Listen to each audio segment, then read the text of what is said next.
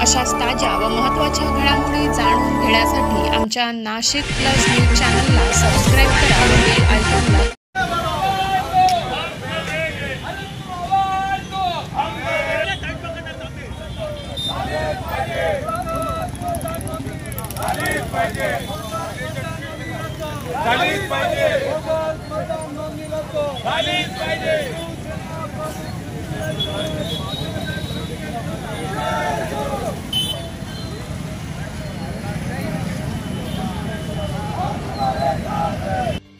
अशा बोगस प्रकारचे मतदान नोंदले त्यांना ज्यांनी मदत केली असेल त्या सगळ्यांचा मी उद्धव बाळासाहेब ठाकरे शिवसेनेच्या वतीने बाराबुक्तार फाउंडेशनच्या वतीने तमाम मालेगावकरांच्या जनतेच्या वतीने त्यांचा मी निषेध करतो। आपल्याला नम्र विनंती करतो की आम्हाला याची पोच देऊन तातडीने याच्यावर कार्यवाही करावी ही नम्र विनंती। जो जनतेला आव्हान करायचंय ते बाहेर आव्हान करू। मी आपल्या सगळ्या चॅनलच्या माध्यमातून मी म्हणणार नाही की हे सगळे मतदान बोगस आहेत। या बिचाऱ्यांना लाडकी बहीण योजनेच्या माध्यमातून माहित नाही, काही ठिकाणी वैयक्तिक ते नोंदण्या केल्या गेल्या आणि ते नोंदण्या इकडे वर्ग केल्या गेल्या। ज्या वेळेला आपल्या वार्डातल्या कोणी माता भगिनी नोंदणी करायला येतात त्यावेळेला त्यांचे फिंगरप्रिंट्स लाडली बहीण नोंदणी म्हणून तिथे नोंदले गेले, त्यांचं तिथे आयडी प्रूफ आला, मोबाईल नंबर आले आणि संबंधित यांनी शातीरपणाने त्या रजिस्टरवर त्यांची जे परिचित होते त्यांची नावं ओढलीत आणि ते इकडे ट्रान्सफर केली। त्या कदाचित या मतदारांचा त्याच्यामध्ये दोष पण नाही। मला वाटतं 50-60% मतदारांना माहित पण नाही की त्यांचा ते लाडली बहीण योजनेचा लाभ घ्यायला आले आणि लाडली बहीण योजनेचा लाभ घेत असताना ते त्या ठिकाणी फिंगरप्रिंट घेतल्या तिथे रजिस्टर मेंटेन केलं गेलं आणि त्याच्या माध्यमातून हीच नावं आपल्या काही नियंत्रण असेल त्यांना हाताशी धरून दुसऱ्या त्या 2-3 ठिकाणी सोयीच्या ठिकाणी टाकण्यात आल्या असा माझा स्पष्ट आरोप आहे। कारण हे काही माणसं बाबडे माणसं आहेत, हे काही रोजंदारीने कामाला जाणारे काही असे आहेत आणि काही ठरवून पण आहे। अशा प्रकारचा हा संमिश्र गोंधळ आहे। या गोंधळावर योग्य ती कारवाई करावी।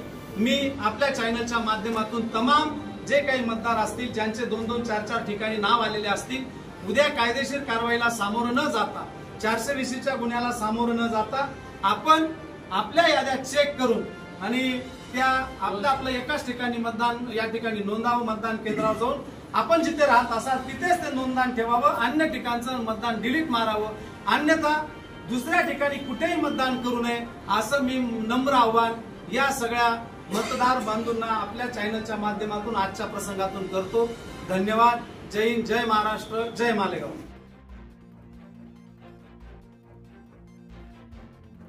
साहेबांनी मागच्या वेळेला पण अशा प्रकारचे निवेदन दिलेत, यांच्या प्रशासनाच्या लक्षात आणून दिलेत, पण प्रशासनाच्या काही अधिकाऱ्यांनी त्यांच्याकडे दुर्लक्ष केलं। आज आम्ही नाशिकला कलेक्टर ऑफिसला जाऊन पुन्हा त्यांच्याही लक्षात आणून देणार, त्यांच्याकडे पोच देणार, तिथलीही पोच घेणार आणि पॅरलल कोर्टामध्येही आम्ही हा सगळा कोर्टामध्ये आम्ही हे पिटिशन दाखल करणार आहे, कोर्टामध्येही दाद मागणार आहे आणि आम्हाला शेवटच्या यादीनंतर आणखी 8 दिवस ऑब्जेक्शन घेण्यासाठी आम्हाला वेळ पाहिजे। बोला, तुम्ही बीजेपी मध्ये आणि इथं सोबत आहे, विषय बीजेपीचा आणि इतर पक्षाचा नाही। या ठिकाणी गेल्या 8 दिवसाच्या कालखंडात सन्मान्य बंडू काका बच्चांनी हे कर्मकांड जे बाहेर काढलेले की 3.5 लाख मतांमधून आज 9,000 मतदार डुप्लिकेट आहेत आणि 3 दिवसात अवघ्या आणि अजून येणाऱ्या कालखंडात 4-5 दिवसाच्या कालखंडात माझी अशी शर्त होती स्वतःची 20 ते 25 हजारचा आकडा हा बोगस मतदानचा पार होणार आहे।